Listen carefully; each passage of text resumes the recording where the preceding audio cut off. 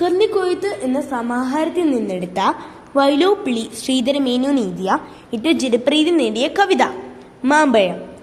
അങ്കണത്തൈമാവിൽ നിന്നാദ്യത്തെ പഴം വീകി അമ്മതൻ നേത്രത്തിൽ നിന്നുതിർന്നു ചൂടുകണ്ണീർ. 4 മാസത്തിൻ മുമ്പേറെ നാൾ കൊതിച്ചിട്ടി ബലമാഗന്ധം പൂവിട്ടുണ്ണികൾ വിരിയവേ.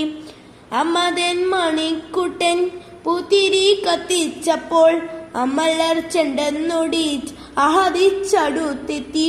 ചുടിച്ചു മാതാവപ്പോൾ ഉണ്ണികൾ വിരിഞ്ഞപ്പോ വിടിച്ചു കളഞ്ഞല്ലോ കുസൃതി കുരുന്നിനി.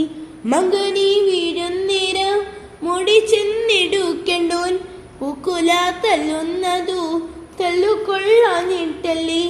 പൈതലിൻ ഭാവം മാറി വദന ഭുജം മാടി കൈതവം കാണാ കണ്ണുനീർ തടാകമായി.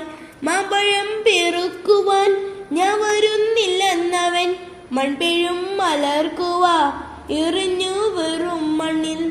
വാക്കുകൾ കൂട്ടിച്ചൊല്ലാൻ വയ്യാത്ത കിടാങ്ങളെ ദീർഘദർശനം ചെയ്യും ദേവർഞ്ഞരല്ലോ നിങ്ങൾ.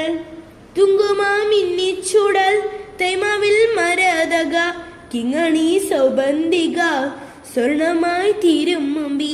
മകനെ വീഴാൻ കാത്തു നിൽക്കാതെ മാതാവിന്റെ പൂങ്കുയിൽ കൂടും വിട്ടു വരലോ.